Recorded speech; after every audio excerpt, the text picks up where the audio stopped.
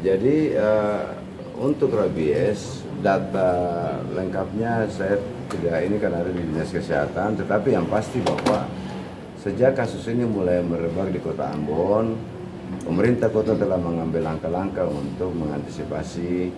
Ya, begitu ada laporan masyarakat misalnya, ada anjing yang menggigit orang, anjing di sekitar itu semua kita lakukan vaksinasi. Dan orang yang digigit pun kita lakukan vaksin anti rabies. Ya. Yang paling rawan di mana Pak ya? Di Ambonnya nih.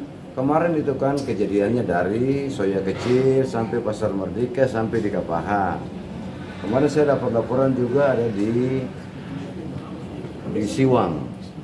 Ya, tetapi untuk memastikan bahwa apakah anjing itu mengidap rabies atau tidak, Dinas Pertanian dan instansi teknis mencari, tapi dia lari ke hutan anjingnya.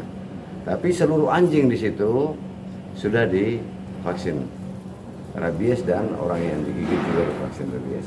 Kita berharap begini, masyarakat yang memelihara anjing supaya tidak biarkan anjingnya berkeliaran, ya itu harapan kami. Ini kan langkah antisipasi kita.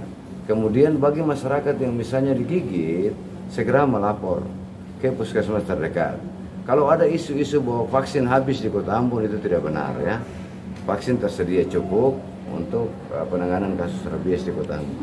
Ada informasi untuk program vaksin gratis, misalnya bukan hanya untuk antisipasi masyarakat, tapi dari progresif juga dari dinas melakukan rutin gratis begitu. Ada iya, informasi? Untuk anjing divaksin kan gratis, masa anjing bayar. Tapi untuk manusia kita tidak bisa vaksin manusia sebelum digigit. Iya toh. Jadi nanti begitu digigit, lapor divaksin. Manusianya? Iya.